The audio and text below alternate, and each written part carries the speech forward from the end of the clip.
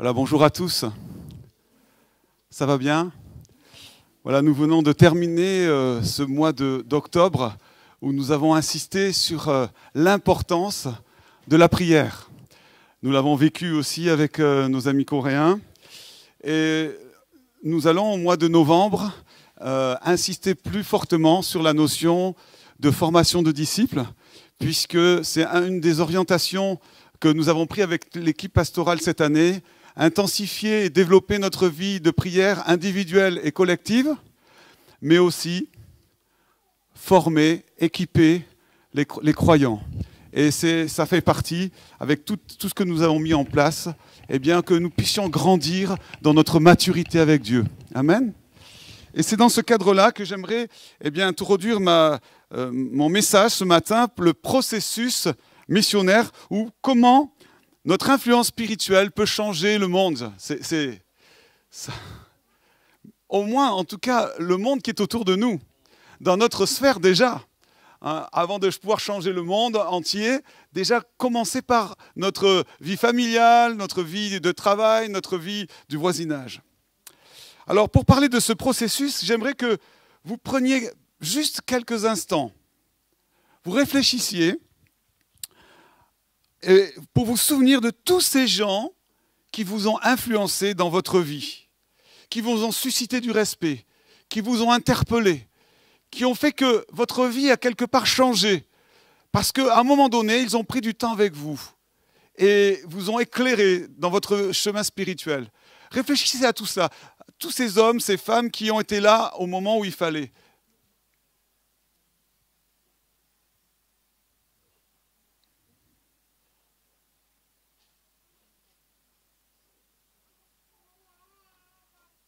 Au début de votre vie chrétienne, à des points clés de votre vie chrétienne, et peut-être encore des personnes aujourd'hui qui sont là pour vous. Seigneur, je te remercie, Père, pour toutes les personnes que tu as mises sur notre route et qui ont fait que nous soyons ce que nous sommes. Seigneur, merci parce qu'ils ont été inspirés. Ils ont eu le courage parfois d'aller vers nous et nous dire ce qui n'allait pas, nous éclairer, nous corriger, nous aimer, nous soutenir. Merci pour toutes ces personnes. Dans le nom de Jésus, je prie pour que tu puisses nous éclairer, pour qu'à notre tour, nous devenions, Seigneur, des personnes qui accompagnent, qui aident, qui équipent, qui suscitent, Seigneur, et qui forment. Dans le nom de Jésus, nous prions. Amen. Alors, peut-être avant de commencer d'introduire par un texte, j'aimerais juste peut-être vous parler de mon expérience. Quand j'étais enfant, il n'y avait pas d'école du dimanche en fait. C'était l'école. D'ailleurs, c'était les enfants assistaient au culte et c'était l'école du jeudi. Donc ça vous donne un peu une idée de mon âge. Et on se réunissait, mais le dimanche, on était avec les grands. Et ce qui m'a marqué dans ces cultes, il y avait deux choses. C'était d'abord le parler en langue de mon père. Il avait un parler en langue très guttural. Et quand il parlait en langue, ça m'impressionnait, j'étais tout gamin. Et puis, la deuxième chose qui m'a marqué, c'était les anecdotes et les histoires du pasteur Thomas Bress. J'étais à l'époque à l'église de Nice, dans une petite annexe, et le pasteur Thomas Bress avait fondé l'église de Nice, mais il était maintenant âgé et il s'occupait de cette annexe. Et lorsqu'il racontait des histoires, lorsqu'il parlait, j'étais comme ça. Alors, je jouais avec ma petite voiture sur la chaise, et quand il commençait à raconter des histoires, alors là, et ces histoires m'ont marqué, m'ont interpellé. Plus tard, c'est une amie de jeunesse de ma maman, Ida. Elle s'est mariée avec un Américain à l'époque où les Américains étaient là à la rade de Villefranche, et elle a rencontré ce Marine et elle s'est mariée. Elle a passé toute sa vie aux USA. Et puis un été, elle est venue passer tout l'été comme ça en France. Et lors d'un culte où j'étais alors adolescent, je vais avoir à peine 16 ans, il y a eu un message prophétique, et là j'étais interpellé, j'étais convaincu, j'étais saisi d'une profonde conviction de péché. Et je ne sais pas pourquoi je me suis mis à pleurer et à réaliser combien j'étais loin de Dieu, malgré que voilà, je n'avais pas l'impression d'avoir été un grand pécheur devant l'Éternel, mais pourtant, là, devant la sainteté de Dieu, j'ai réalisé mon état.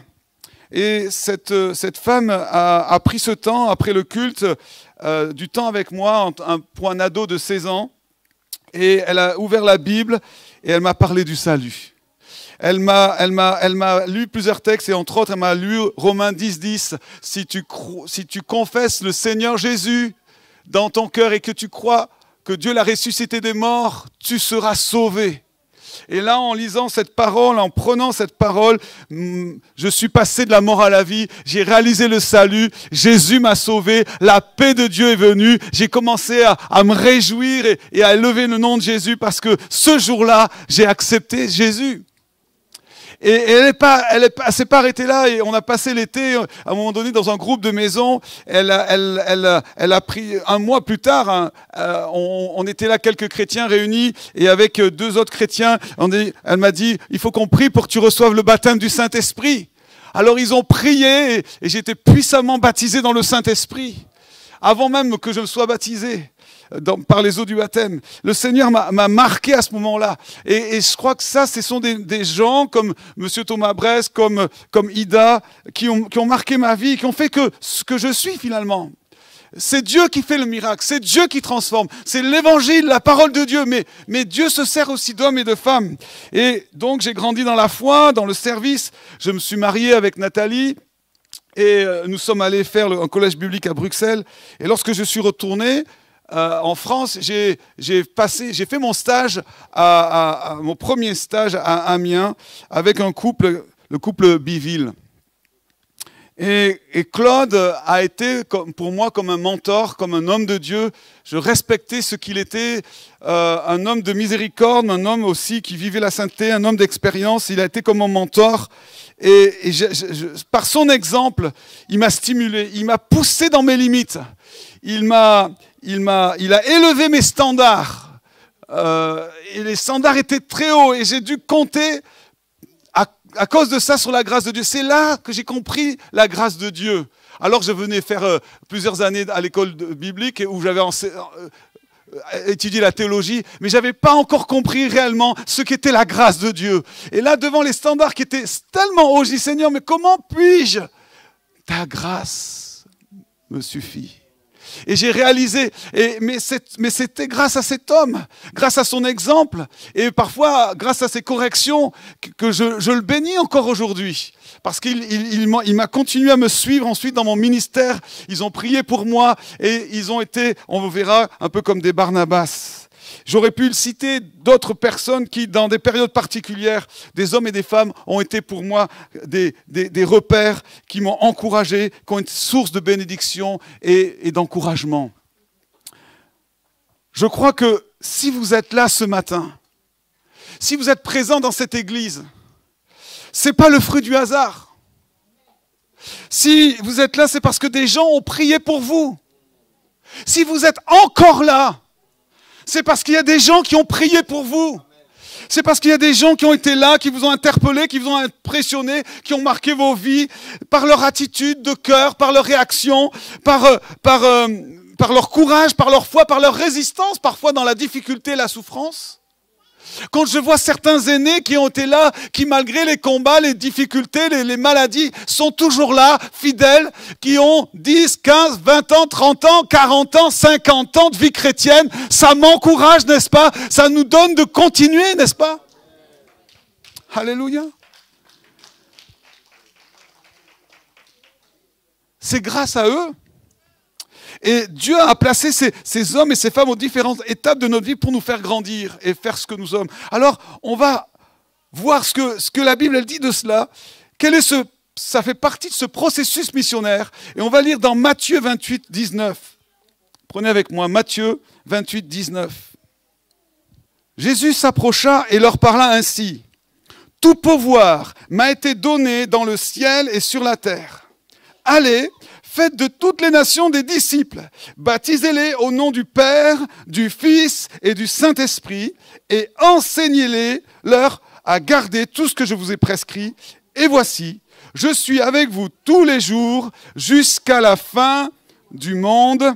Amen. Nous avons ici dans ce verset, dans ce simple verset, cette commission, comme on l'appelle, cette mission de l'Église, eh bien, toutes les étapes du processus missionnaire, de la formation des disciples. Parce que le point central, ce n'est pas aller, le point central, ce n'est pas baptiser ou enseigner, le point central, c'est de faire des disciples. Et il y a là 3 étapes. Aller, et on pourrait dire aller, évangéliser, proclamer, témoigner.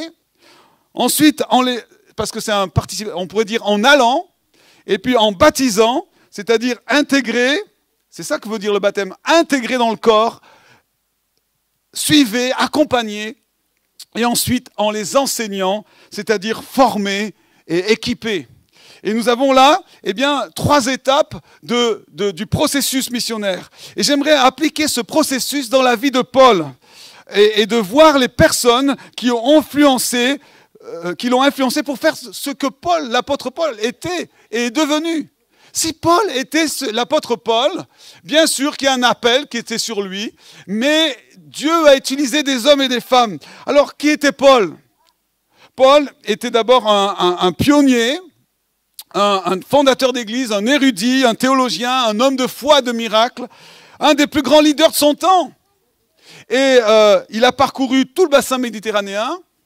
Il a contribué à l'expansion du christianisme. Il a fait 4 voyages de grande envergure avec des implantations d'églises. Ça, c'est Paul.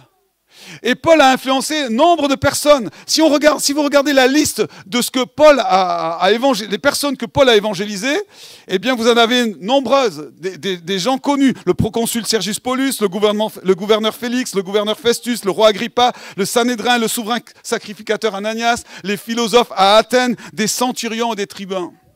Et puis, il a formé nombreux équipiers.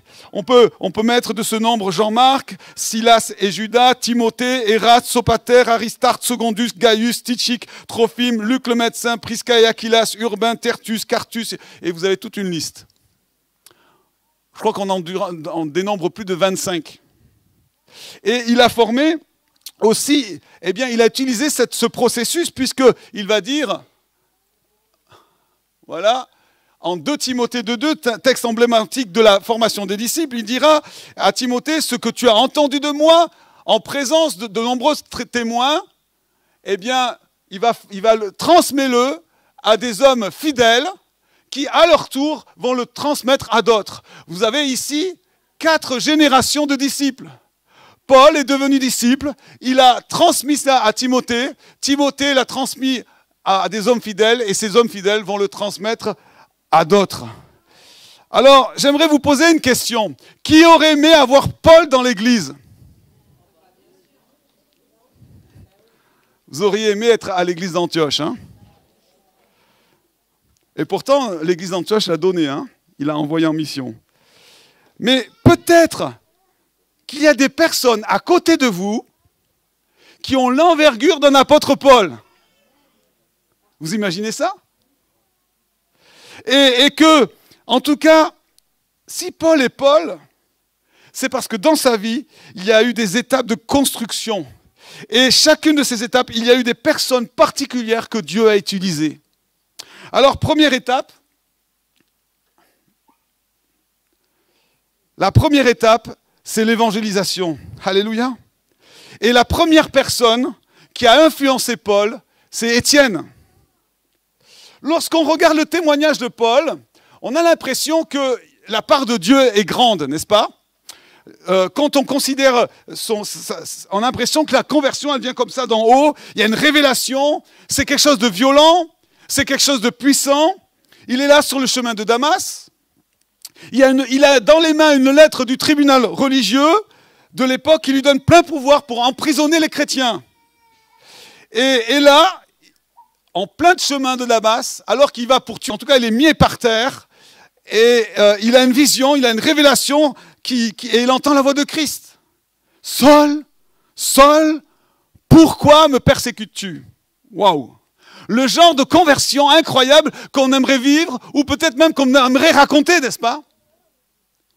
Mais finalement, de toute manière, quelle que soit la conversion, qu'elle soit comme celle de l'apôtre Paul, ou simplement très tranquillement dans une chambre, comme je l'ai vécu avec un ami, une conversion, c'est toujours l'œuvre souveraine du Saint-Esprit. C'est toujours l'action spectaculaire de Dieu, n'est-ce pas? Quelle qu'elle soit. Mais je crois, malgré tout, à l'influence de l'homme dans la vie de la conversion de Paul. Et s'il y avait la part de Dieu, s'il y avait la part des chrétiens qui priaient pour cet homme qui persécutait l'Église, certainement qu'il devait dire plutôt « Seigneur, protège-nous de l'apôtre Paul ». Il y a ici le témoignage d'Étienne.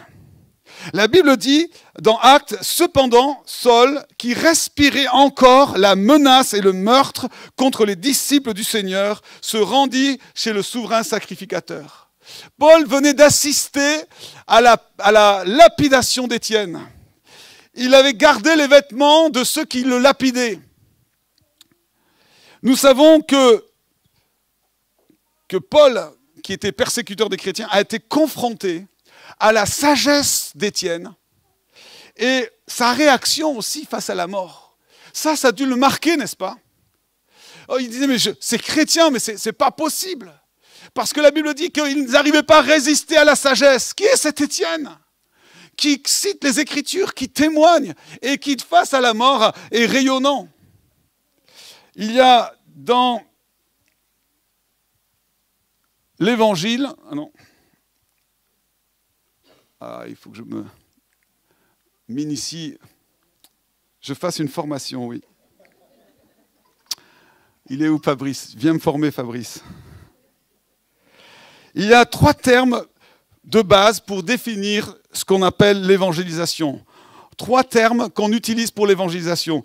On connaît souvent les 2 premiers, mais je crois profondément que le 3e, on doit peut-être le redécouvrir. Le premier terme, c'est évangélizo, qui signifie dire la bonne nouvelle, annoncer.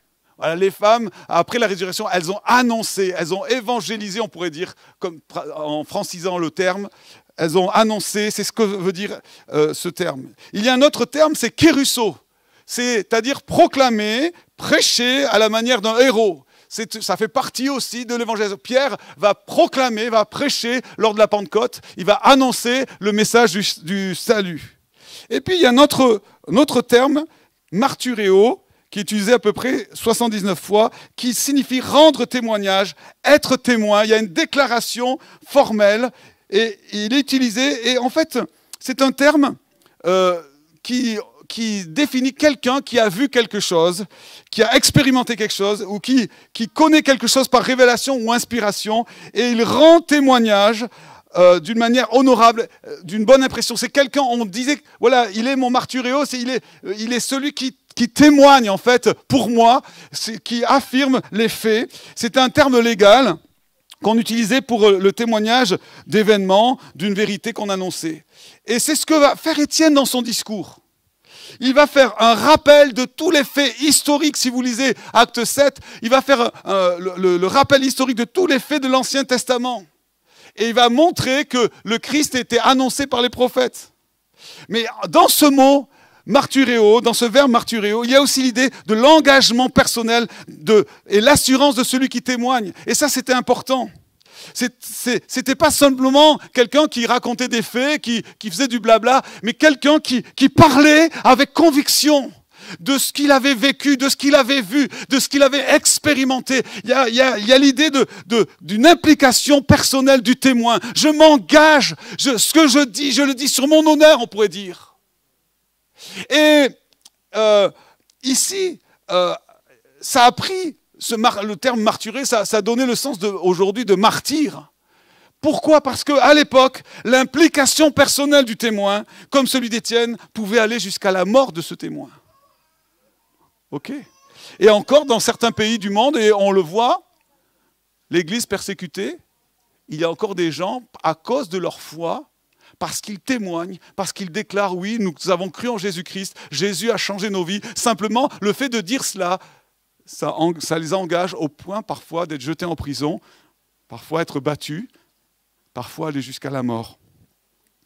Alors, je me suis posé la question, où sont les témoins aujourd'hui?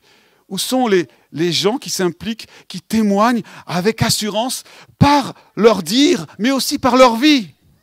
Et je crois qu'on a besoin d'Étienne aujourd'hui. Des simples, j'allais dire simples chrétiens, j'aime pas ce mot, mais vous comprenez ce que je veux dire. Des chrétiens peut-être qui sont inconnus, dont le nom est inconnu, mais qui vont être des témoins, qui vont interpeller non seulement par leur discours, mais par leur attitude, comme Étienne a interpellé par son attitude face à la mort. Vous savez ce qu'il a dit? Étienne, il disait, alors qu'on le lapidait, il disait, Seigneur Jésus, reçois mon esprit. Puis il s'agenouilla et s'écria d'une voix forte, Seigneur, ne les charge pas de ce péché. Et la Bible dit qu'après cela, il s'endormit. Je ne sais pas si vous imaginez la violence d'une lapidation. Et la Bible dit, il s'endormit. Étienne a été le premier martyr, j'allais dire, au risque le premier témoin martyr, même si c'est presque un pléonasme, il a été témoin de la grâce de Dieu. Et je me suis posé la question, est-ce que nos vies bousculent les gens aujourd'hui? Est-ce que nos vies dégagent la présence et l'amour du Père? Lorsque les gens nous voient, il y a quelque chose qui les bouscule. Et je crois que l'influence d'Étienne a bousculé les concepts tout à fait rationnels et la dureté de cœur de l'apôtre Paul. Et je pense que sur le chemin de Damas, alors qu'il avait la lettre pour tuer les chrétiens, ça devait le travailler. Ce Étienne, toutes les paroles de l'Ancien Testament, son attitude, ce qu'il était, ça a interpellé. Que nos vies puissent interpeller ceux qui nous entourent. Soyons des Étienne pour ceux qui sont autour de nous. La deuxième étape, eh bien, c'est l'intégration. Et le deuxième intervenant, c'est Ananias. Alléluia. Ananias, on le trouve dans Acte 9, suite justement à cette conversion radicale d'Étienne. On a un homme qui est là et qui a une révélation d'un ange et il se dit, mais waouh, Dieu lui dit d'aller prier pour l'apôtre Paul. Alors on peut imaginer l'appréhension d'Ananias face à Paul, parce que c'était connu que c'était un farouche opposant de l'Église, et il apprend, Dieu lui dit que voilà, il a vécu une conversion et il est transformé. Alors, c'est Dieu qui lui dit par une vision, n'est-ce pas? Je pense qu'il fallait bien ça pour vraiment surmonter toutes ces craintes, parce qu'on connaissait la réputation de Paul à l'époque. Et je crois que c'est formidable comment Dieu prépare, j'allais dire, nous prépare pour encourager et conduire les nouveaux convertis. Dieu avait préparé ça, Dieu avait préparé son serviteur, Ananias, et je ne sais pas si vous imaginez la salutation d'Ananias, l'impact que ça a eu sur Paul quand il vient à sa rencontre. Vous savez ce qu'il dit? Saul, mon frère, le Seigneur Jésus qui t'est apparu sur le chemin dans lequel tu venais m'a envoyé pour que tu recouvres la vue et que tu sois rempli du Saint-Esprit. Qui est Ananias? Est-ce que c'est un grand nom dans la Bible? On le voit que dans ce passage. Un simple chrétien, sensible au Saint-Esprit, un homme de prière, puisqu'il est en train de prier. Et Ananias signifie l'Éternel a été miséricordieux. Et Dieu va l'utiliser pour emmener Paul plus loin. Et cette vision, dont il va lui demander de lui rendre la vue, de prier pour lui et de l'accueillir, et par le baptême du Saint-Esprit, de l'accueillir quelque part aussi dans l'Église chrétienne. Il est représentatif de toute cette armée de chrétiens qui entourent les uns et les autres. Et nous avons besoin dans l'Église j'ai mis ce mot, peut-être qui peut vous sembler un peu étrange, le mot de parrain. On a besoin de parrains dans l'Église, de gens qui nous parrainent, de gens qui nous accompagnent. Et on voit que Ananias est un bon parrain.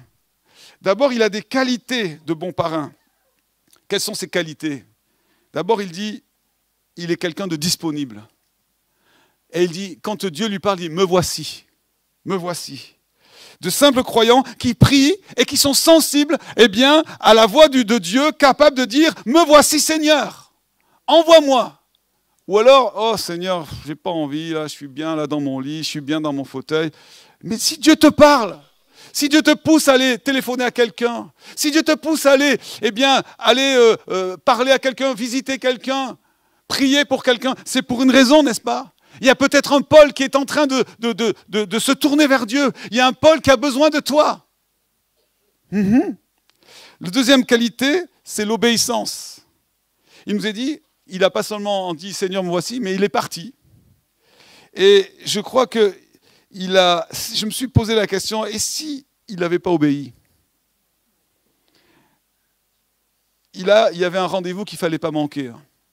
Peut-être que la conversion de Paul aurait été avortée. Qui sait? Mais je crois que ce qui est important, c'est qu'il a fait ce que Dieu lui a demandé. Et après, on ne parle plus d'Ananias. Mais grâce à lui, l'apôtre Paul est devenu ce qu'il était. Et puis, le troisième point de la première qualité, c'est la convivialité. Quelle salutation!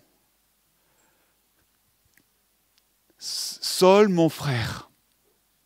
Mon frère. Et je crois que les nouveaux convertis, quelle que soit leur fréquentation passée, quel que soit leur arrière-plan, quel que soit ce qu'ils ont fait, eh bien, doivent être accueillis dans l'Église comme des frères et sœurs. Peut-être que ceux qui arrivent, vous ne les connaissez pas. Peut-être qu'ils sont peut-être même étranges. Peut-être qu'ils ont encore des tas de problèmes. Peut-être que, eh bien, Saul était un tueur de chrétiens, n'est-ce pas? Mais Ananias l'a appelé son frère. Et quand les nouveaux convertis arrivent, nous ne devrions pas juger sur l'apparence. Souvent, nous avons parfois 10, 15 ans, 20 ans, 30 ans de conversion. Il y a des choses que nous avons compris, et parfois en plusieurs années, et nous voudrions qu'en quelques mois, en même pas un mois, ils aient tout compris. Non, nous sommes là pour les accompagner, pour les accueillir. On ne veut pas faire des clones de nous-mêmes, n'est-ce pas? Et puis, quel est le rôle du parrain? Eh bien, d'abord, c'est l'accueil. Je viens de le dire, mais être convivial, mais l'accueil, c'est oser aller vers l'autre malgré nos préjugés. Et nous pouvons comprendre les préjugés d'Ananias, n'est-ce pas? Dites-moi. Oui. Il avait des craintes, et il y avait de quoi? Parce que sa réputation, comme je l'ai dit, l'avait précédé. Mais Ananias a bravé ses craintes et ses préjugés. Et nous, est-ce que nous n'avons pas des barrières pour aller vers les autres? Oui. Alors j'espère qu'elles soient ni sexistes, ni racistes. Mais peut-être qu'elles peuvent être sociales ou culturelles. Vous savez, on est toujours plus à l'aise, en sécurité, avec ce que nous connaissons. Hein, vous avez remarqué? On va vers les gens qui nous ressemblent. Vers ceux qui, voilà, on sent qu'il y a un atome crochu, mais il y a des gens qui sont un peu différents de nous. Et on n'ose pas y aller.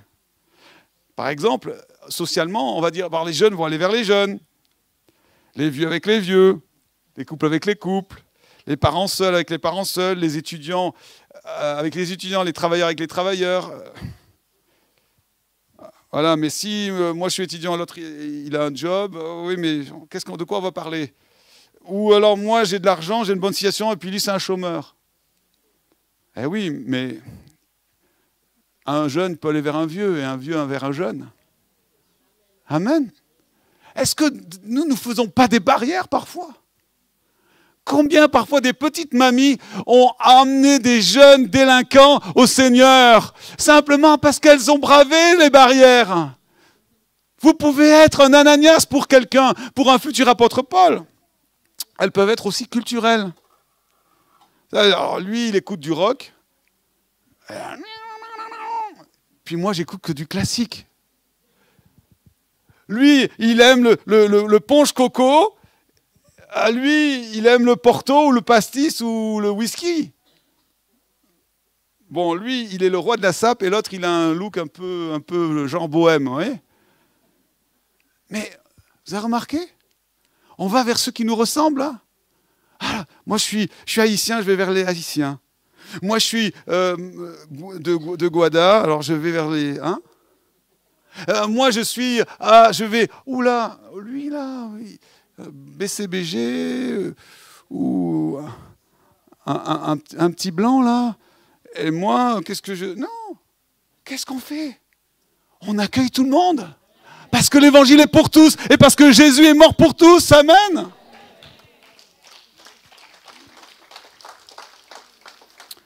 alors il faut franchir ce mur de la crainte. Et si Dieu nous envoie quelqu'un avec des voiles? Hein? Il n'y a pas très longtemps, on a fait un spectacle lorsque j'étais à Oni. On a ramené les gens du quartier. Dans l'église, il y avait des dizaines de femmes avec un voile. Elles ont entendu le message de l'évangile. Alléluia! Et peut-être que Dieu va nous envoyer des gens avec des cheveux décolorés, des clous dans le nez, j'en sais rien moi, des tas de gens avec des... Ou même un tailleur Chanel, et voilà, peut-être une personnalité, mais on va accueillir tout le monde ici. Amen. Deuxièmement, le suivi. Il faut savoir donner le conseil. Et ça, c'est essentiel. On l'a entendu dans la semaine de prière, il y a eu une parole qui a été donnée à l'équipe pastorale d'un nombre de 120 personnes nouvelles qui viendraient dans les 2 ans. Alléluia! Alors nous, on veut le prendre et on veut le croire, mais je crois qu'on doit non seulement prier, mais aussi pouvoir dire, mais si Dieu nous envoie 120 personnes nouvelles, alors on va devoir les accueillir. Il faut avoir des parrains, des gens qui sont capables de donner des conseils, parce que l'équipe pastorale, je peux vous dire, elle va être complètement débordée. On peut être 2, 3, 4, 5 pasteurs, mais si Dieu nous envoie une foule, on ne pourra pas tous les suivre. Il faudra des hommes qui fassent le suivi, qui soient là, qui montrent l'exemple. Et souvent, j'ai remarqué, les jeunes convertis sont plus zélés que des gens qui ont 10 ans, 15 ans de conversion. Mais moi, ce que j'ai remarqué, c'est que ceux qui sont zélés engendrent des gens zélés. Ceux qui sont bouillants engendrent des gens bouillants. Et c'est sûr que si vous êtes tiède, vous allez faire des disciples qui vont être comme vous, quoi. Donc soyons bouillants. La Bible dit que celui qui se relâche, il est frère de celui qui détruit. Alors, j'allais dire remuons-nous. Mais sachons accompagner et donner les bons conseils pour encourager ces nouveaux qui vont venir dans la foi. Et puis, le troisième rôle, c'est l'intercession. Il va prier pour eux, pour lui, pour Paul, et avec Paul. Et je crois qu'il faut apprendre à prier pour eux et avec eux. Il faut qu'on apprenne, et j'aimerais qu'on apprenne ici dans cette église, non seulement à prier, et on en a parlé tout le mois dernier, non seulement à prier pour les autres, mais de prier avec les autres. C'est un peu différent. Et j'aimerais qu'on puisse mettre ce thème dans les formations croissance de disciples, là, la marche du disciple, pour les prochains mois, pour qu'on puisse apprendre, puisque ça fait partie, selon Hébreux 6, l'imposition des mains, c'est les rudiments de la foi, les rudiments, le b.a.-ba. Si tu ne sais pas prier, si tu attends que le pasteur puisse prier pour toi, t'impose les mains, mais ton fils est malade, tu vas appeler à 4 heures du matin le pasteur qui est à 1 heure de chez toi. Non, tu imposes les mains, tu pries pour ton enfant parce que tu crois que Dieu peut le guérir. Ta voisine est là, est malade, elle est là, tu dis, est-ce que je peux prier pour vous? Parce que je crois en Jésus, je crois que Dieu peut. Et vous priez, et Dieu la guérit. C'est un témoignage. Alors, il faut apprendre, bien sûr. Si on n'apprend pas dans l'église, c'est pas en dehors qu'on va apprendre, parce que là, on va faire des bêtises. On apprend dans l'église, on expérimente dans l'église, c'est l'atelier, on a le droit de se tromper, on a le droit de mal faire. Et quand on se corrige, pour que justement, quand on est à l'extérieur, on puisse être des accompagnants, on puisse accompagner les gens, savoir quoi dire, comment entourer. C'est ça qu'on apprend ici, dans l'église. Pour pouvoir, ensuite, et puis il a dit, en mon nom, ils imposeront les mains aux malades, et les malades seront guéris. Est-ce qu'il dit ça qu'aux apôtres? Il dit ça à ceux qui auront cru. Ceux qui auront cru. Sinon, alors, il n'y a que les apôtres qui parlent en langue. Puisqu'il dit en mon nom, ils parleront des nouvelles langues. Alors, s'il n'y a que les apôtres qui peuvent imposer les mains, alors il n'y a que les apôtres qui peuvent parler en langue. Ah, je vous coince là. Troisièmement, la troisième étape, c'est la formation. On pourrait dire le mentorat aujourd'hui, c'est un mot à la mode, mais c'est à dire quelqu'un qui est là et qui va te stimuler et qui va te former. Et le troisième, c'est Barnabas. Barnabas. Oh, merci pour les Ananias, merci pour les Étienne, mais merci aussi pour les Barnabas, fils de la prophétie, fils d'exhortation. C'était un lévite de l'île de Chypre. Il est converti très tôt au christianisme. Il vend sa terre, on le voit dans les actes. Il le met il donne tout pour le Seigneur. Il donne tout le prix de son champ pour l'œuvre du Seigneur. Un homme de consécration. Et on va voir que c'est un homme de qualité, certainement en ministère prophétique et d'exhortation en tout cas. Et quelles sont les qualités de Barnabas? La première, c'est quelqu'un qui sait faire confiance. Et si vous êtes un Barnabas, c'est si vous êtes appelé à être un Barnabas parce que vous êtes un leader, parce que vous êtes un responsable, parce que vous êtes un responsable d'équipe, responsable de maison, responsable d'activité et de service, eh bien Dieu va vous appeler à discerner le caractère et les motivations des autres. Et pour ça, il va falloir faire confiance. Barnabas a défendu Paul. Il va lui faire confiance. Lorsque la Bible dit que les chrétiens de Jérusalem, ils avaient peur de recevoir Paul qui était nouvellement converti, et Barnabas, dans Actes 9, 27, il va le défendre, il va dissiper leurs craintes. Pourtant, il s'est écoulé du temps entre deux. Il venait pas juste de se convertir. La Bible nous dit dans l'Épître aux Galates qu'il a passé du temps, il aurait passé au moins 3 ans en Arabie. Et il serait revenu à Damas. Donc, il a quand même déjà 3 ans de conversion et il commence à prêcher. Mais la Bible dit, les frères de Judée ne connaissaient pas son visage, ils avaient seulement entendu dire, celui qui nous avait persécutés autrefois, aujourd'hui annonce la foi qu'il voulait détruire. Mais ils se disent, est-ce que vraiment c'est une vraie conversion? Est-ce qu'il ne joue pas pour après nous avoir et être, comme on le disait au temps de la Réforme, un faux jeton qui va après nous dénoncer aux dragonnades, et là, il va nous dénoncer au Sanhédrin.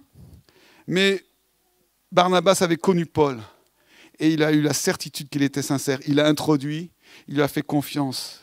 Et je crois qu'à un moment ou à un autre, il nous faut faire confiance, frères et sœurs. Le seul moyen, c'est parfois de voir les motivations. Si on ne met pas les gens en situation, on ne pourra pas voir ce qu'il y a à l'intérieur. On ne pourra pas voir s'ils sont persévérants, on ne saura pas voir s'ils sont fidèles, on ne pourra pas voir ce qu'il y a dans leur cœur. Il faut parfois les mettre en action. Mon frère, après des années d'avoir lâché prise, est revenu au Seigneur. Et il est allé dans une église et dans le sud de la France, et ce qu'il a touché, alors que il était baptisé, mais ça faisait plus de 20 ans qu'il avait laissé tomber. Ce qu'il a touché, c'est que très rapidement, non seulement d'abord c'est l'accueil, mais très rapidement, on lui a fait confiance. Et ils l'ont utilisé, alors qu'il revenait de loin. Hein. Mais ça l'a marqué. Et aujourd'hui, l'Église, entre-temps, il y a eu des soucis, bref. Il s'est retrouvé là, il reprend dans une autre église. Mais il s'aperçoit que ce n'est pas du tout la même mentalité. Et ils m'ont partagé justement cette semaine. Ils disaient, mais voilà, non seulement, ça fait 4 fois que je viens, mais ils ne savent toujours pas qui je suis. Ça fait quelques fois que je viens, mais j'ai l'impression que, voilà, tout est... Il n'y a pas je crois que c'est important que dans l'Église, on puisse accueillir les gens et leur faire confiance. Et des fois, il y a des gens, il faut les mettre en action. Et moi, je préfère... C'est sûr qu'il faut prendre un risque. Mais c'est parfois, il faut lancer quelqu'un dans un service, dans une responsabilité, ou même quelqu'un dans la prédication ou dans une intervention. Et moi, je préfère en lancer 10 et me tromper sur 5 qu'en lancer de 5 et puis en mettre 5 sur le carreau. Et de ne pas savoir ce qu'ils ont dans le ventre. Et parfois, oui, on essaye.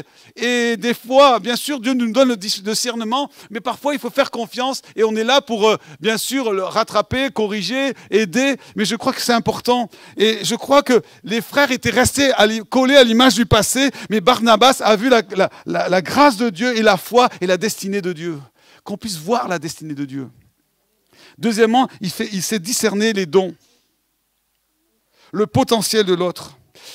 Quand Barnabas va être envoyé à Antioche par l'église de Jérusalem, parce que les chrétiens de Chypre et de Cyrène étaient venus prêcher l'évangile, la grâce de Dieu était manifestée, et alors il est allé voir, et la Bible dit, il se réjouit du travail de Dieu et de l'œuvre de la grâce. Et quand il a vu l'action de Dieu, qu'il y avait un véritable réveil dans cette région d'Antioche, eh bien la Bible dit qu'il va demander l'aide de Paul. Pourquoi ? Parce que Barnabas avait vu le potentiel. Non seulement il avait défendu lorsque les autres l'accusaient, mais ensuite, il a vu le potentiel et il a demandé de l'aide. Il a fait appel à lui. Il nous a dit, d'Antioche, il se rendit à Tarse et on ramena Saul. Et la Bible dit, il le chercha longtemps. Il a dit, je veux avoir Paul avec moi. Amen. Parce qu'il a vu le potentiel, il a vu ce que, Paul était capable de faire. Il a vu qu'il le complétait. Et donc, ils ont fait une équipe. Et à partir de ce moment-là, ils vont travailler en équipe.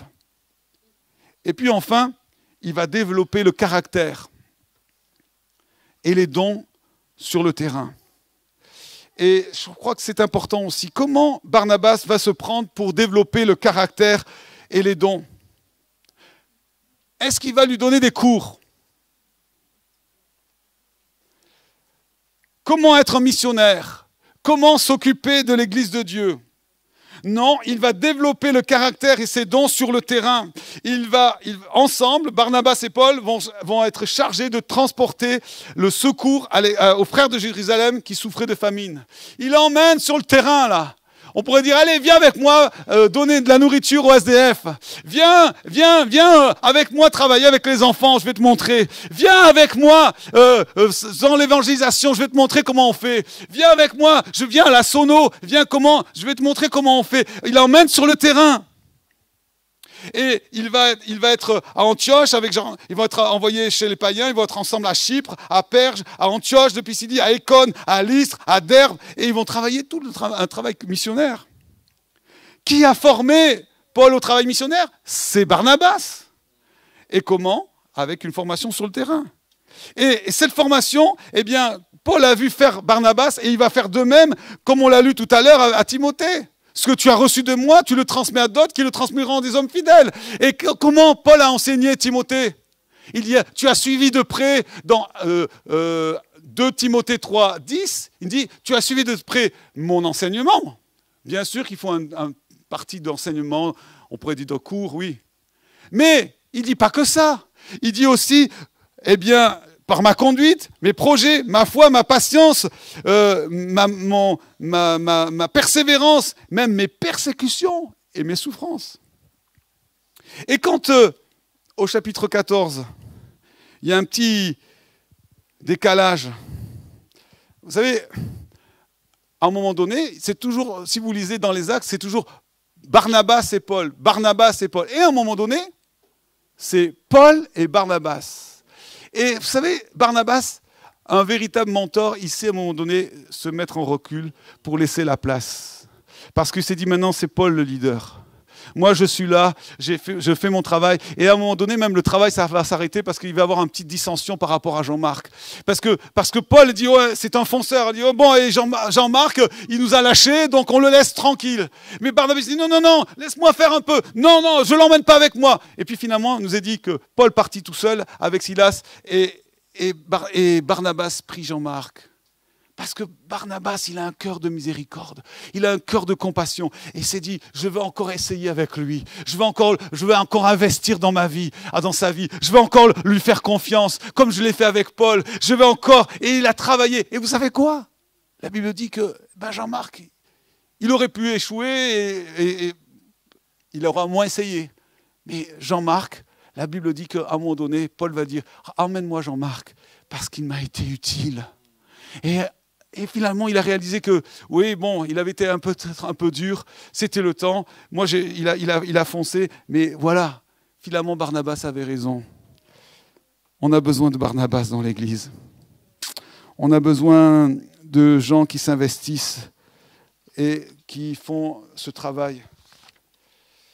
Alors moi, je vais m'adresser à tous les responsables ici, tous les leaders, tous ceux qui ont des équipiers. Faites confiance. Ne dites pas, mais moi je sais faire, je vais le faire. Formez, encouragez, essayez de développer, de voir le potentiel de votre équipe, de voir ce qu'ils ont reçu et emmenez-les plus loin. Investissez du temps avec eux. C'est ça la vraie formation de disciples. Il nous faut des gens qui s'investissent, qui soient prêts à former et un jour ils vont même vous dépasser. Et alors vous allez vous reculer et vous allez dire, vas-y. Parce que vous allez libérer leurs dons et leurs appels. Alléluia. Nous sommes trop polarisés sur les services de l'Église. Nous sommes trop polarisés sur les événements, sur les programmes, sur tout ce qu'il faut faire. Mais nous avons oublié les gens.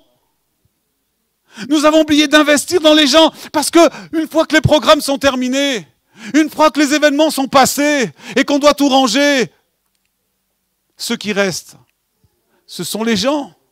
C'est ce qu'ont vécu les gens, ce qu'ont reçu les gens, ce qu'ils ont grandi avec Dieu. C'est ça l'objectif. C'est pas de faire des programmes pour faire des programmes, des activités pour faire des activités. La formation disciple, c'est d'investir dans les gens pour qu'ils grandissent, s'épanouissent et qu'ils deviennent des disciples qui formeront d'autres disciples. Alors, ma conclusion, elle est simple. Elle est une question. Qui sait si ton voisin, ton ami, cet enfant à l'école du dimanche, ou dans ton quartier, ce jeune, cet ado, ton frère ou ta sœur dans la foi qui est assis à côté de toi, ne sera pas dans quelques années un apôtre Paul? Qui sait? Si celui qui est à côté de toi ne sera pas un missionnaire qu'on va envoyer en Afrique, ne sera pas un leader de louange, un leader auprès des enfants, un leader dans toutes sortes d'activités, dans l'évangélisation. Ça vaut le coup de s'arrêter, n'est-ce pas? Ça vaut le coup de prendre du temps, de s'investir pour participer à la construction, à l'édification de l'autre et de l'Église.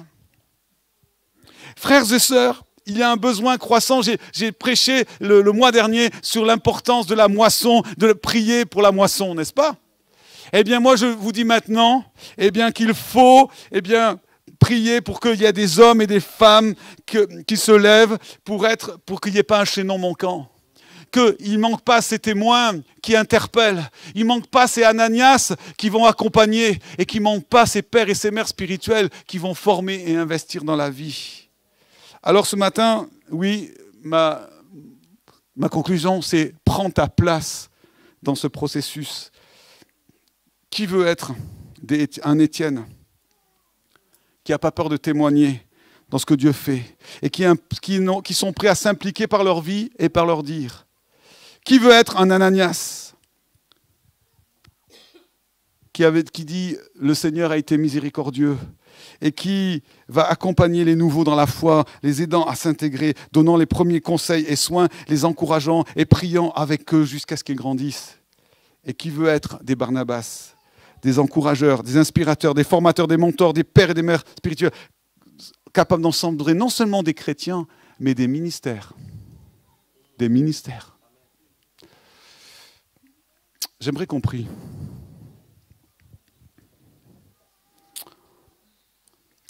Alléluia.